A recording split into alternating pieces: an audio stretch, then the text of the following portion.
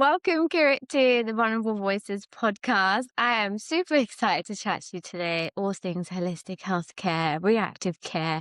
You have a lot of experience, and I know because I follow your page and everything you do quite closely, because I think it's so important to now have these conversations around natural healthcare, what the difference is, how we can actually start incorporating some of this healthcare into our daily lives, and the impact it's having on our overall being, mental health, emotional health, physical, spiritual. So I cannot wait to explore, how it's come up for you, your desire to sort of want to help people as well, and what you've learned along the way that might be beneficial to people watching too. So I'd love for you to introduce yourself, and then we'll kickstart the conversation deeper. Yep. My name is Kirit, and thank you so much, Anisha, for inviting me on here today to talk about my experience in working in the healthcare system. So my name's Kirit. I work in nursing. I've been a nurse for the last 15-ish years, and I'm also an Ayurvedic Health and Wellbeing Practitioner. And so with that side of things, as well as working one-on-one with people, I also run group workshops and webinars within the local community to do health promotion, with combining both Ayurveda and what I know from nursing.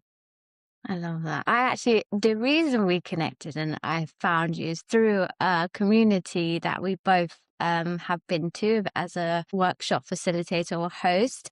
And I came to one of your workshops, and it was the most insightful workshop I came to. And you explained so well about our doshas and how to understand what that means for ourselves, the meaning of it. And then actually you provide like an activity.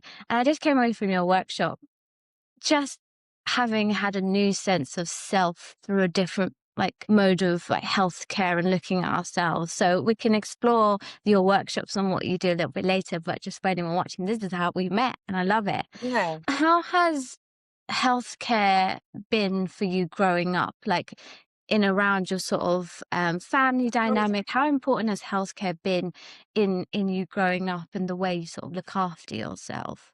Yeah.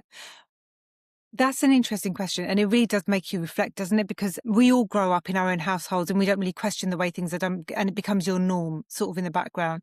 But I think if I think back and just watching my parents and extended family members growing up, outside of outside of an emergency like an injury or needing to go, maybe having a severe allergic reaction or something like that, everything was kind of dealt with at home. So with home remedies and things like that, whether it was putting a potato peel or maybe ghee onto a burn on your skin, or even having samph or fennel seed water and ginger when you've got a stomach ache, or sometimes our mum would put oil into our belly button when we weren't feeling too good.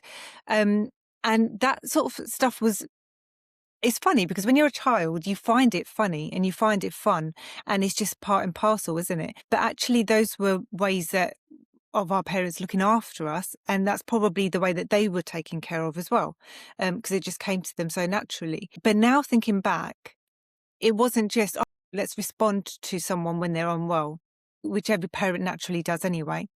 But if I look back, actually, there was also because there's what do we do when we're unwell? And then what are you doing in terms of maintenance of health, everyday maintenance? And I think they did with things like just things that we don't, that sound so tiny now, but mum sitting down between our mum's legs and having a head massage, while you're watching TV, or watching both my parents being pretty active, doing sports or going to the gym or whatever, or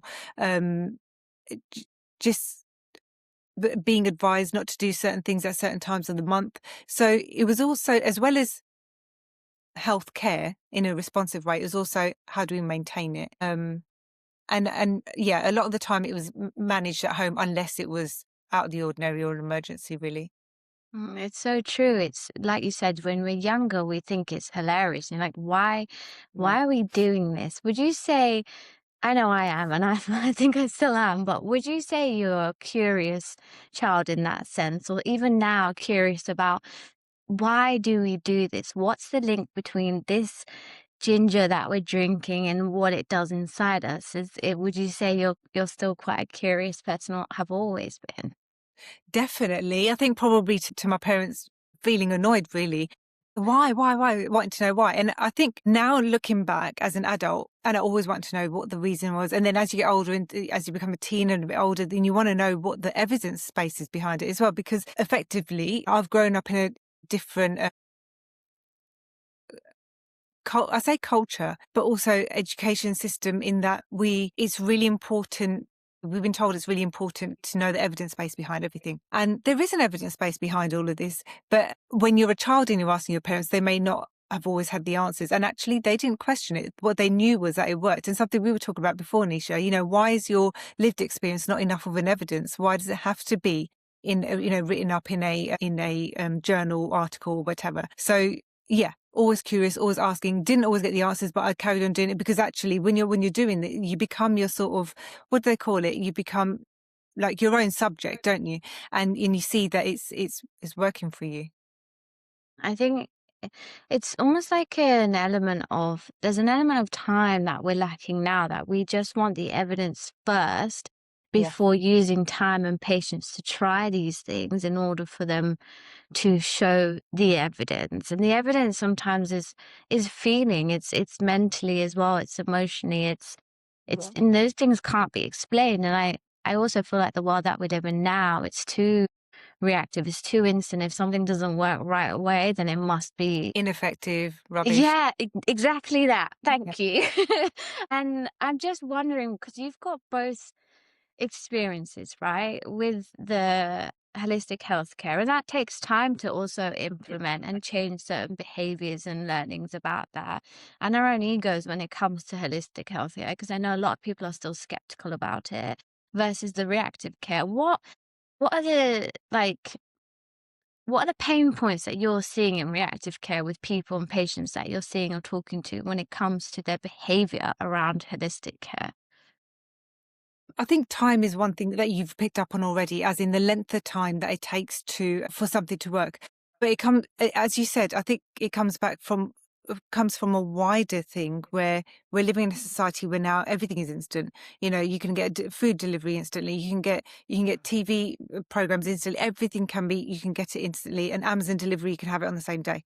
And we've kind of transferred that thinking over to healthcare as well, whether it's mainstream healthcare with synthetic medications or even herbal medications and more of a holistic approach. We've transferred that same thinking as in, what's the thing that's going to work for me and can get me back to how I was before immediately. And I think that that's probably the biggest thing that I'm seeing. And unfortunately, it's because when you dig deep a bit and you start asking people, well, why do you need it to work so quickly? A lot of the time, it's not that people don't know in the back of their mind that actually this particular illness has its own trajectory and duration. They do know that, but a lot of the time people are telling me, well, I need to get back to work, or I'm being pressured by work, or some other commitments. But a lot of the time it is work, is work pressures. And then it leaves you thinking, well, actually, are we just trying to get ourselves just fit enough for an economy? And that is it, really. That's the end goal. It's almost like the control in the system, isn't it? And it's like saying, as long as it fits within this, then you're fine and you can carry on that way. Mm. Have you noticed any sort of long-term effects that the reactive care have had on people, and that now they're reverting back to holistic care and going, I think I need to think of this differently. I need to think of my health in a different way. What's Yeah. sort of been your experience with that?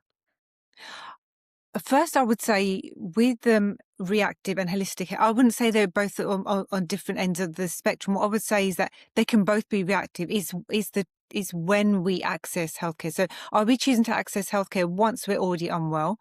In which case, then they're both reactive. But then, what approach are we taking? Are we taking let me look at this symptom only sort of restrictive view, or are we taking a widened lens, holistic view? But yeah, going back to what you were saying there, how is it impacting the general health or mental health, did you say? Both. Both. Yeah. I think it ends up being then that and if reactive healthcare is saying, come to us once you're unwell, then really we're turning up when we already have the symptoms, when we're already feeling unwell. And actually we're turning up quite late then, aren't we? Not to say that it can't be dealt with then, but really, in my opinion, we should be looking at it a little bit earlier. Earlier when I started nursing, And years before that, there was a big focus on health promotion, especially in the community. I've done all my nursing bar the first year I've done in the community. So working in GP surgeries, going to community centres, churches, all these sorts of places in the community to deliver health promotion. And that I love that because you're working with people on the ground in their spaces themselves, and you have the time to really understand what their needs are, what they want, what's confusing them, where they lack confidence or what they want to know more about. It's in those places and in their spaces that they will then tell you openly, you know, what matters to them, what's important to them, what they're missing, what they're not confident in, what they want to know more about, so that they can ultimately, you want people to feel empowered so that they can look after themselves. Not to say that they shouldn't be going to the healthcare system at all, but if we think about it, maybe not 90%, let's say 80% of the healthcare that we're accessing is ourselves on a daily basis. We only go to a GP, we only go to a hospital when we're really, you know, when we're not well. Otherwise, it's in our day to day, isn't it?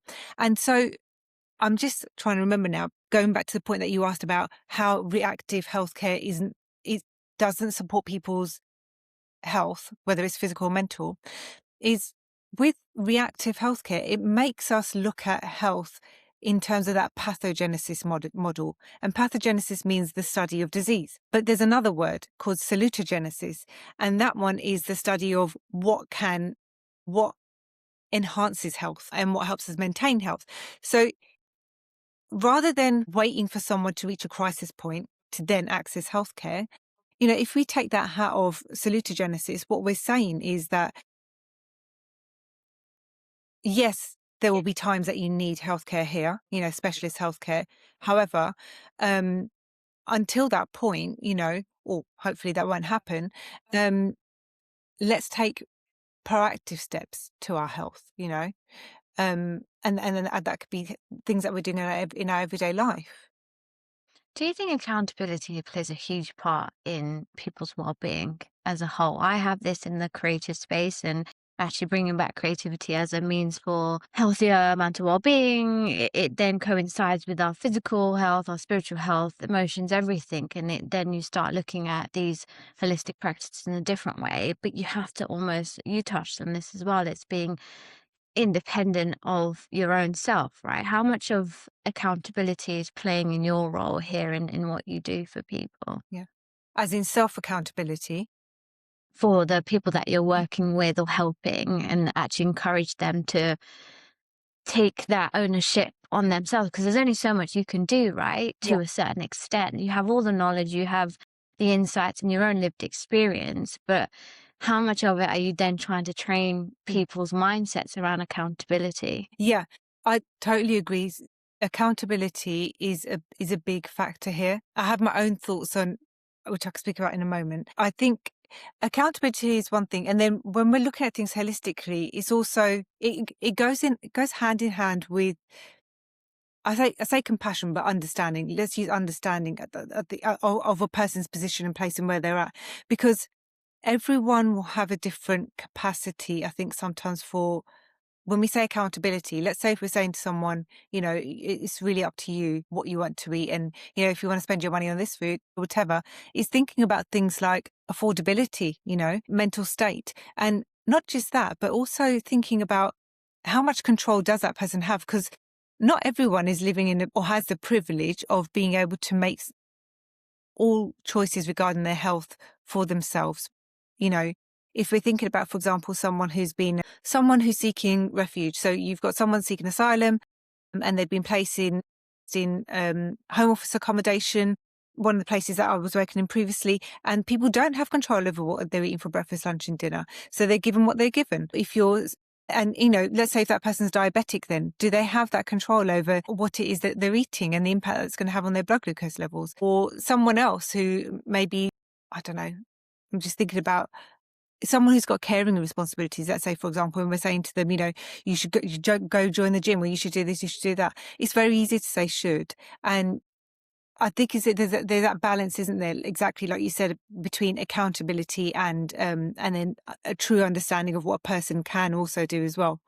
And I think it's kind of supporting them to build something where or build practices that they feel can be, I say easily, but sort of realistically, that's the word I'm looking for, realistically woven into their day to day. Can you name some of those if I were to be one of those people that go, can you name a few things that maybe I could try that maybe are doesn't require me a lot of money, something I can start practicing immediately that might actually improve, how I'm feeling or my overall health? What would you say there? Even it sounds really simple, and sometimes people think that with the simple things that they're not effective, but they are. Going out, depending on, again, our ability, whether we have a disability or not, but going out for a walk each day, just even a 5-minute walk around the block, to get fresh air, to get some exposure to the outside, to get exposure to the elements. And it's a real, especially if we're stuck on something, whether it's mentally or, and we're stuck for an idea, or we know how much it kind of refreshes us when we go outside. Something like that we can all do. Most of us can do. If I mean, I know some people will be bedbound or have other, constraints, but something like that, or if we can get someone to take us outdoors, that could be so beneficial for us. And it doesn't require a gym membership. It doesn't require, loads of money. That's so true. We are natural beings, so to head where there's natural places and environments for us, because then we're almost like reconnected to our original state. It's in nature, isn't it? And that's what you talked about in our work, in your workshop that you did. It's the nature and how we are aligned there. Yeah. Just in general, for people who don't know Ayurveda as a term or what it means, how would you explain that term if someone read it or heard it somewhere or were listening to this? How would you explain Ayurveda? I usually explain it as Ayurveda is a science that describes our interaction with our surrounding nature. But the technical, I guess, if we're looking at the word itself, it means so you've got Ayu and then you've got Veda. So it's the science of life, and science you can change that to the knowledge of life, and so yeah, it's a study of life, and we're not separate from our surrounding nature. We're part and parcel of it, which is why, we'll see fluctuations in ourselves just as we see fluctuations in everything else around us as well. I love that. And even in the word science, people go, okay, there must be something in there, right? Because without it, like you said at the very beginning when we were talking, the evidence base of going, how can you put two and two together? Where's the logic behind this? And so, yeah, I really love the way that you explain that. If we go further into, like, let's say that workshop that you did in the doshas and the nature, we've got fire elements, air. You can correct me if I'm wrong. Can you explain that? Because I found that really profound and interesting. And I think a lot of people would quite like that too. Yeah, sure. There are five great elements, and they're called the great elements because we can't survive without them. Nothing can survive without them. So we've got space or ether, air, fire, water, and earth. And they might sound really abstract, but actually, when we think about it, everything around us, and including ourselves, are made up of these 5 elements. It could be something really visual that we can see outside. For example, nothing can exist without space, because you need space for something to be. And we can see the air, although it's not really visible to us. We can see it when we see the trees blowing. When we think of fire, fire has the ability to transform things, and water has its own functions, which I can speak about in a moment, and then earth has more of that stable sort of quality. And so when we think about our human body, we have those same principles and functions within our body. It's just that we're using a different language to explain it. So, in modern science, we might use language like catabolic energy, anabolic energy. We might use words like, we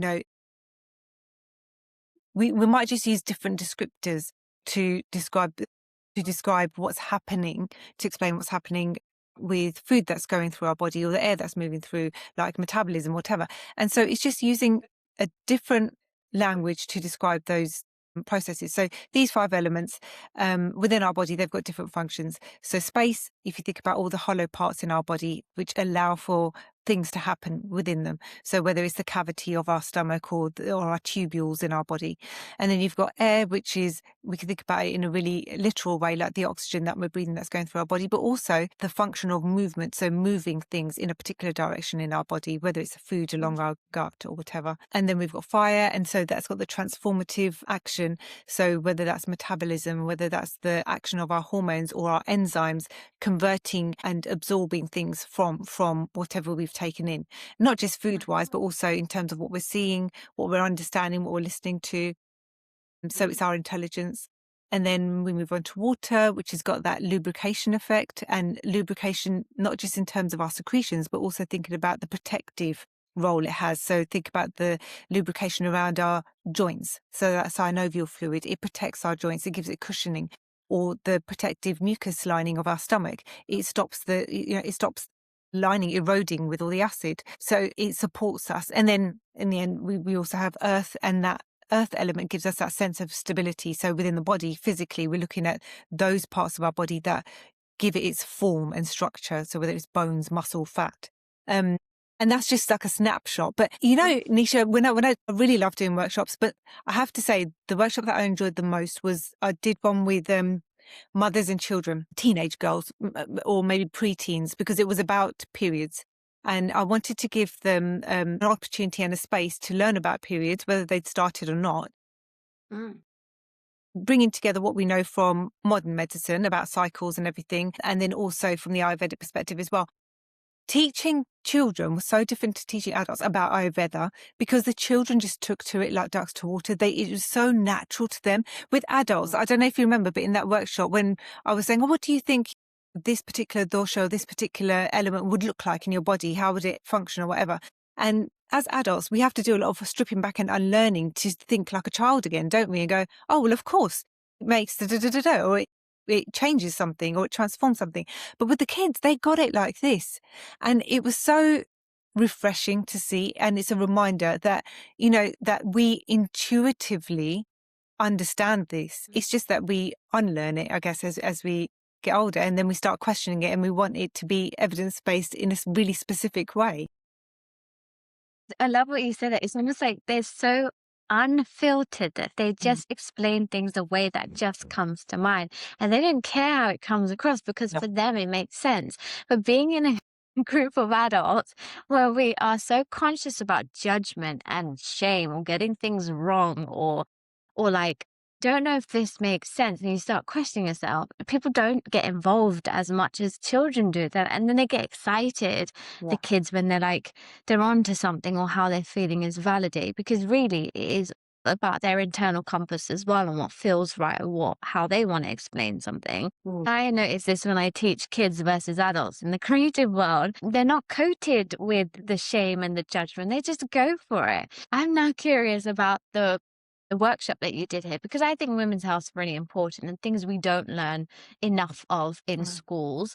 Can you give us a little snapshot of the workshop around periods, around what you kind of advised them, or how you taught them in that sense from an Ayurvedic perspective for healthy women's cycles and healthy women's health? Yeah. And maybe we could do a whole nother episode on this, actually, because I can show you the two Yeah. charts that I use to kind of compare and contrast. So we've got the chart that we're all used to looking at from school, where you've got the movement of the different hormones, estrogen and progesterone and the luteinizing hormone and everything else at different times of the month.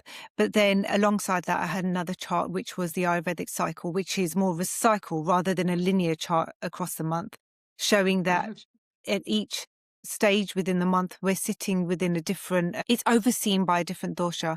And the doshas are basically, just as an explainer, they're a combination of each of those elements together to make up the physical and psychological energy, if you take that way. So you've got Vata, Pitta and Kapha.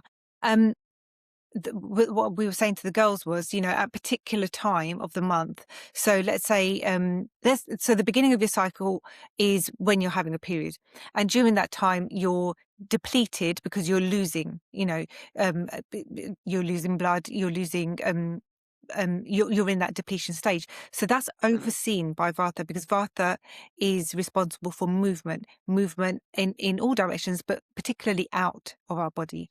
And so with that depletion, we want to do things that are nurturing and building rather than the kind of practices that we would say are depleting. Like we don't really want to fast at that time, or we don't want to, overly exercise and deplete our reserves even more. Whereas then, let's say when you're coming up to ovulation, in that time, as you're moving up to ovulation, you're building, your hormones are building. You'll find that you've got more energy. However, we don't want to overdo it with exercise either too much to the extent that we're depleting that completely either. So you've got more energy, use that energy. And you may want to eat a little bit differently as well at that time, because you may feel a little bit heavier. And then later on, let's say in the last 2 weeks of the month where you're coming back round, so you're now in your luteal phase coming up to the next period, that's when a lot of people will experience, or they'll say, that's when they experience PMS symptoms, feeling quite hot, feeling quite frustrated or antsy, or have cravings and things like that. And that's because that's overseen by Pitta. And the reason is because your uterus lining is being built up again. And so that engorgement of blood vessels and everything is overseen by Pitta, and that transformation that is getting ready for pregnancy is overseen by Pitta as well. So then there'll be certain practices that you want to do at that time to kind of not dampen, but pacify some of that overheating as well. And they really got it. They really got it. And it was really nice to see, because as you said, for them, it's also validating. When children know they're onto something and it's validated and they think, oh, okay, I've got this, it also keeps their attention and they want to learn more about it. I think sometimes when we really, now when I think back to when I was doing, GCSE science and how much attention I paid or how much not, it really did depend on who was teaching it and how they taught it and how much it felt like you could relate to it. I think that's probably the most important thing, isn't it? That's literally the word that was coming to mind, is relatability. It resonates with them because it's their experience through what you're teaching them.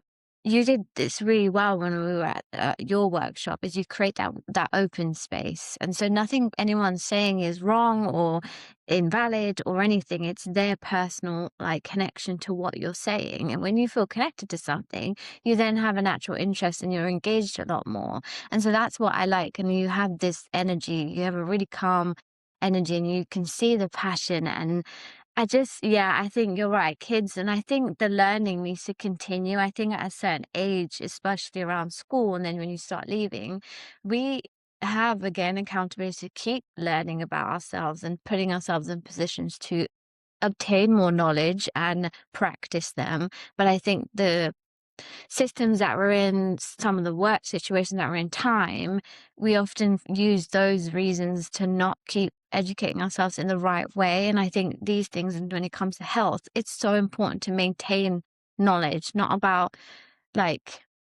just in general, but also about yourself. It comes back to self, doesn't it? How has these practices really helped you with mental health, emotional health, and also as an all-round being, physically and spiritually? How's it been for you as a journey and Ayurveda and the practices? I think it's really, so going back to childhood when you were saying, and I'm sure it's the same in your household as well, being told to do certain things and wondering why, but you did them anyway. It's given me a language to put to those sorts of practices, which is really nice. And to choose to continue doing some practices now knowing why. And that's from the physical side of things, and really appreciating the body in a way where, Ayurveda does teach us that when we say pursuit of the body, we don't mean it in like a vain way. We mean in order to maintain the body. By maintaining the body, we're then able to reap other things, do the things that we're here to do, enjoy the things that we're here to do as much as is possible for us. Because I know that there are some people that aren't able to do that. So if we have the opportunity to, why not? And I think that also feeds into the mental aspect of it as well, because we could go into it for ages, but it's just, the philosophy that Ayurveda sits on is just beautiful, and it's just so, the Sankhya philosophy really does describe evolution in the sense of, so from the traditional Chinese medicine perspective, they would speak of yin and yang. And here in Ayurveda, we also speak of opposites as well. And there's a reason why they're there, and if we look at everything that way, we can see everything in that way, then it's helped me see things and step back and see things in a much more open way. It's made me be more open, I think, and understanding. And it helps you kind of relax your shoulders a little bit and give you a certain amount of acceptance as well. Yeah, acceptance is key because it's almost like you need to accept certain things about the environments that you're in, the things that you're consuming, whether it's visually. I think that's a really good point that you make. We consume visually all the time and we're processing that, how it impacts your body. And then also consuming like actual physically what we eat and things like that, what we eat and drink and how it's impacting our lives. And what would you say the link between the consumption with food and certain foods and our mental health? The conversation our gut and our mind has, and how important Ayurveda has in that, in terms of our mental well-being and clarity. Huge. Actually, the Ayurvedic perspective on mental health, I would say, is really, I would say when I use the word comprehensive, I mean that it looks beyond. So our modern day health services, they tend to approach mental health. But when I say mental health, let's say depression, anxiety, end of the scale, with talking therapies, and that is really useful. But I think from an Ayurvedic perspective, it takes a much more comprehensive view of mental health in terms of not just speaking, because speaking is important, but in terms of our nutrition, like you just said, in terms of movement, and when we're saying nutrition, we're not just talking about, what foods are good for you, which foods are more sattvic, so that will help you. It's actually even considering things like fasting, does that have a place here? And it would depend on the person who sat in front of us and their particular needs. So yeah, like you said, the gut-brain connection is huge in Ayurveda, because actually Ayurveda does say that all imbalance tends to start, from the gut. And, so if we're eating, let's say if we take the principles of Sattva, Rajas and Tamas, which are again 3 energy types, which don't just as descriptors for the state of our mind, they could be used for other things as well. But if we're just thinking about the mind, we're thinking of Rajas, which is more of and the energy of or state of movement and agitation, which we need in life to get things going. And then tamas is more of the opposite, so more inert and dull. But then we also need that in our life, because we need it for sleeping time, and we need it for rest. And people tend to say, oh, sattva is what I've read, that sattva is the ideal and what we should try to attain. But actually, sattva is our ability to discern, I think, when we need that movement in our life and when we need some rest. And I think everything can sit there, can't it? Whether it's our mental or our physical health, as in, when do I need a bit of a push and when do I need to rest? I mean, talking about now, we're in at the beginning of spring, and we've gone through every single season in this last week, haven't we?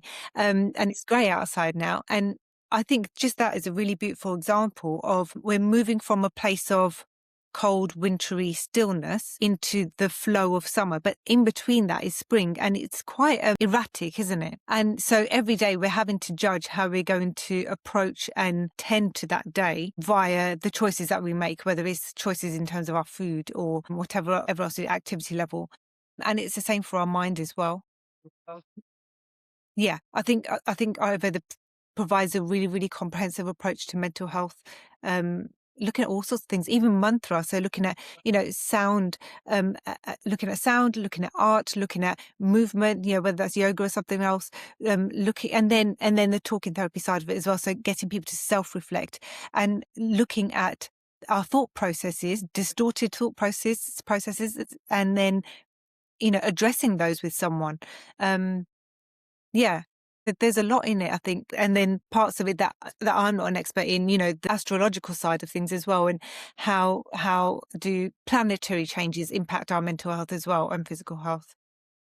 Everything coexists. It's like, it's not compartmentalized. It's not, if you do just this one thing, this will work and this is the outcome. If you do Yeah. one like yoga, this is everything is like it's almost like a circle, and there's like around the circles, everything include Ayurveda, mental health, talking, yoga, food. It's all a collective, isn't it? And I think having these chats with people like you who are in spaces where you've got so much knowledge and expertise in your field, yes, of course, but then you also are aware that there are other things that also contribute too. So it's like a wholesome, that's what we call holistic healthcare as well, isn't it? And I think it's just people being aware that it's not so black and white, and it's also down to yourself. Like you touched on the yin and yang, or the Shiv Shakti, or those sort of masculine feminine energies. Yeah.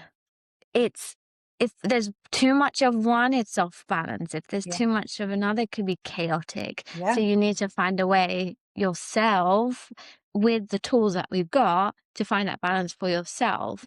And sometimes I feel a lot of people are living life off balance. We are either too in like our masculine space, too active, too action orientated, or we're too creative and too expressive, too like there's no grounding in that.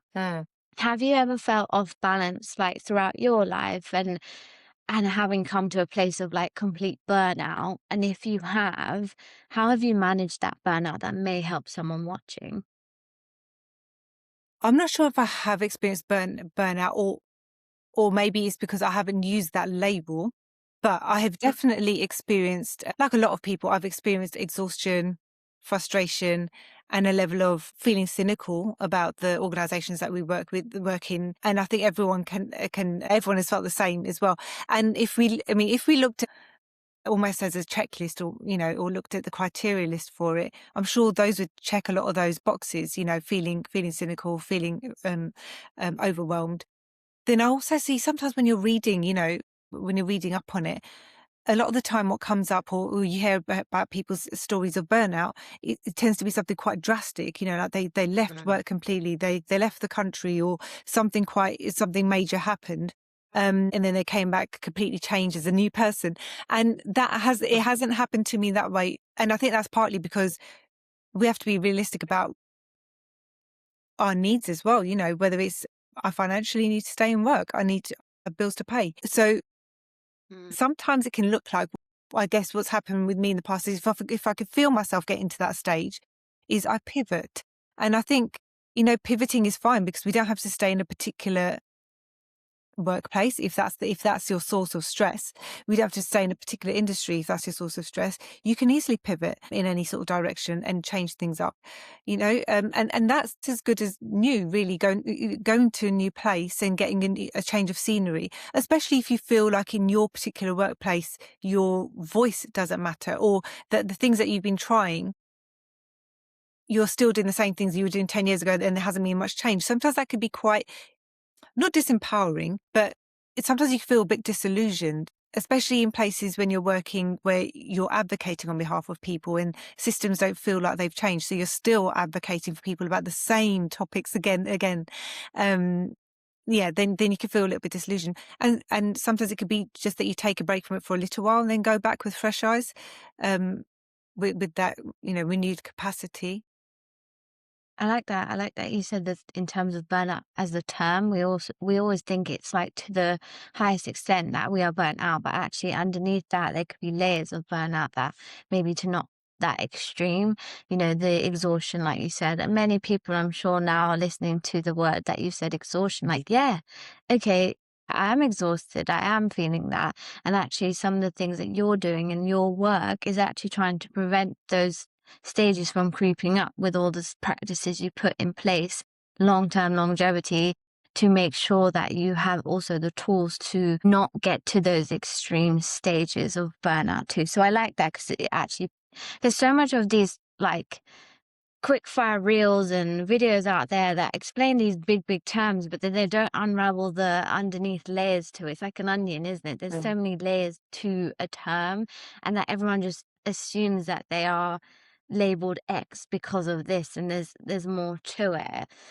What are some of the pushback or comments that you might get, or red tape around what you do and the world you're in with sort of the NHS and that healthcare? What are some of the challenges you've had with people and their mindsets around what you do? around the more holistic, so the Ayurvedic work. Yeah, and like trying to like give it different perspective on healthcare and the evidence through the clients that you're working with and also your own experience. I have I don't really bring Ayurveda into my nursing side of work because I don't think I'd be covered for that. But I always try to make any sort of consultation that I do with any patient as holistic as possible, depending on time. And I think that's a massive factor Mm. in what we are realistically able to do. Because I remember when I used to work for one particular organization and it was literally 10-minute appointments back to back. And my speed of speech became really, really quick and I could fit every question in that I wanted to ask them. Yeah, how's your sleep and are you eating well? And trying to squeeze everything in because I didn't want to miss anything. But then you feel pressured, don't you? So I think in terms of, I wouldn't call it so much red tape, I'd call it restrictions. It's restrictive environment. And it's restrictive because, like any other business, productivity is the game, isn't it? So when productivity is the thing here, then everything becomes about how many people are you seeing? How much time are you spending with them? And how much throughput can we get? And when that becomes your key thing of focus, then what you're losing is meaningful contact. And I used to write reports all the time and to feed back to commissioners before to Mm. show them about the effectiveness of projects that we were running or clinics that we were running for particular groups of people who had quite complex circumstances, whether it was drugs and alcohol or domestic violence um, or homelessness or other things. And so you would feed back to commissioners to show how things are going. And you'd always put in their case studies and things. But the numbers of people that we were seeing were may have been less than, let's say, when I was working in a GP practice. However, they were coming with needs that were much more complex and needed more time. So it's not really fair to be measuring in terms of number of people seen and time spent, really, because Mm. everyone's going to need a different amount of time. And if you want a meaningful contact, and by meaningful contact, I mean that it was meaningful to that person, and it means that they're not going to be making multiple unnecessary sort of return appointments because they feel that everything's been covered, then Mm. we need to stop looking at it as just a numbers game, really. Mm. It's true. It's almost like KPIs. And other firms call it like KPIs, and it's really sad. And I don't know what your thoughts are here, but I'm when the practice that you're offering and you know the benefits of it actually require a good amount of time to spend with people to help them feel seen and to help them feel like actually they matter and there are ways you can work through that.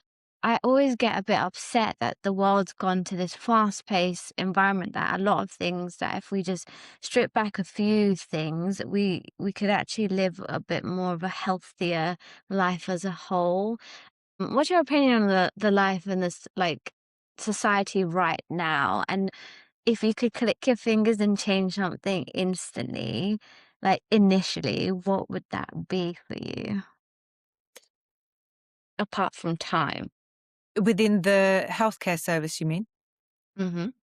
Yeah. Apart from time, okay, so apart from time, I would say for patient-facing services, I would improve accessibility. And by that, I mean looking at more creative ways of working with people, not just clinics. So going back to what I was saying before, doing real health promotion, going out there and speaking to people before things become a problem.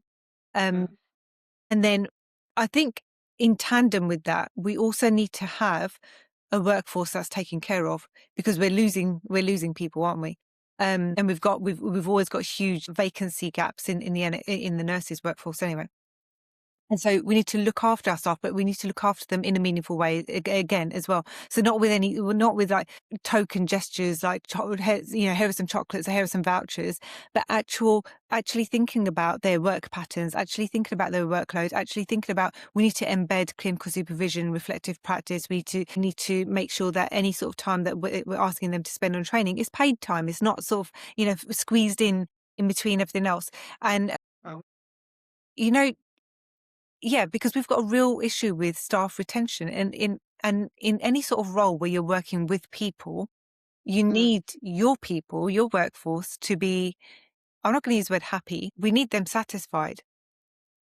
Because as much as we See, said, we're told when I was doing the nurse training, you leave your baggage at the door, before you come in, there's only so much you can do that in a realistic way because we're all human, aren't we? it's a bit dismissive though, isn't it? Because as humans, Yes, logically it makes sense. Almost like the visualization of having this bag of stuff that you're carrying, and then as soon as you hit the door, you put it down. You're like, "Cool, I'm fresh and new." That's not how our human brains work. We need time to process things. We need real connection to actually talk things through. Sometimes, how many times, maybe in a staff room or in a one-to-one catch up, you just want to talk and vent a little bit to feel human, and then you can feel you can manage the rest of your day because you feel Yeah. heard and supported. Do you, as an individual, feel supported, or do you feel like sometimes the work that you do is really isolating? I'll be honest, Anisha, I'm very lucky. Every single job that I've worked in the community, the teams that I've worked in have either had from the beginning clinical supervision and reflective practice built in, or they've started it. And also, when I ever think that I might need a bit more, you you naturally gravitate sometimes towards certain people that might be more senior to you, and they become sort of like an informal mentor in your life. And yeah, so I think I feel supported because I will ask. I think there are two things here. One is Mm, that sort of institutional support, so things that are already embedded in your monthly check-ins or whatever, and maybe mm, debrief sessions, like you said, at the end of the shift, so you're not taking things home with you. mm. But there's also the informal side of things, so buddying up with someone, because we shouldn't be taking it home to our families, and we should be dealing with it at work. And really, our colleagues are the ones that are seeing the same things as us, so they will get what we've experienced as well. No, I love that. And I'm really glad that you're supported, because I know I'm sure there are many who aren't. For those who aren't supported, or maybe in those team dynamics don't have mentors they could go to, or maybe there's not enough capacity to have that support, what advice would you give to them in those situations? Yeah. I'd say speak to your team, and maybe start off by asking your colleagues if they also feel the same, and start to get a feel from the rest of your team. And if it seems like a bit of a running theme, and actually there are multiple people feeling the same, then maybe that's something that they could present together to their team and say, how about we have this? And it doesn't have to be ages. It could be, an hour a week or an hour a month, however you decide on the frequency. But I do think it's important to have an external facilitator or someone externally coming in to have those chats and to prompt those questions, really. I like that. It's a good one. It's speak to your peers. It's your peers that are probably going through the same thing as you. And then from there, actually one person opens up dialogue for someone else to go, yeah, me too. I'm Yeah. so glad someone said something. And it just takes that one person. And I think, no, it's really, really great advice, because sometimes people are scared to open up as well. We think we have to carry it all by ourselves, Yeah. because either we don't want to burden, or given that you're in the healthcare space and you want to help others, sometimes you end up putting your own needs last. But Mhm. actually, in order to help those people, you also have to have your needs met and your emotional needs met too, and to feel supported. So I think that's really, really good advice there, actually. Where would you like to head with your Ayurvedic practice and the work that you're doing? Also tell us what you're doing at the moment, some things that you can offer. Where would you like to head with the stuff that you do? Because I think it's incredible.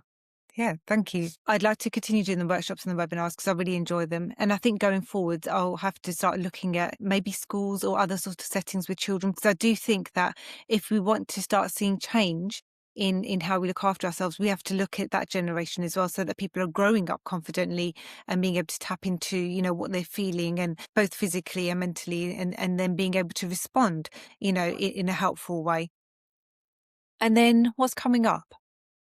At the moment, I don't have many webinars in place at the moment. There is one that I'm doing on fatigue. So this one actually went quite well last year as well. So I thought we'll redo this one this year, which I'm doing for an organization called the 51%. So it's around the topic of fatigue, where I'll be presenting both the modern medical view, but then also the Ayurvedic perspective, and talking about things like common, blood tests and um, factors that can affect us and things to look out for.